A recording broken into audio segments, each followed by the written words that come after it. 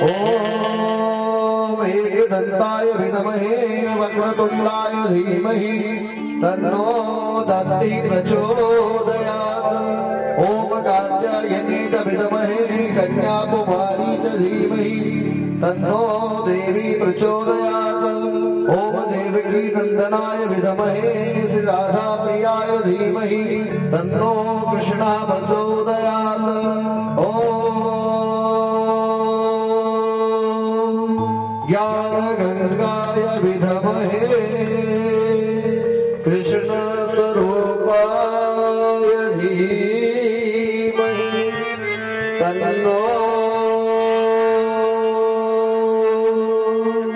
श्रीमद्भागवत प्रचोदयात्। नानासुवर्णपुष्पाणि यथाकारोद्भवानि च पुष्पाञ्जलिर्मया दत्तं गृहाणां परमेश्वरं शान्ताय सुपरिवाराय सयुधाय सुशिकाय श्रीमद्भागवत महापुराणाय नमः। चरणारविन्दे सुमन्त्रपुष्पाञ्जलिं समर्पयामि। बोले गजानन भगवान भागवत महापुराण की जय। धाम सरकार की जय। सभी जगत जान के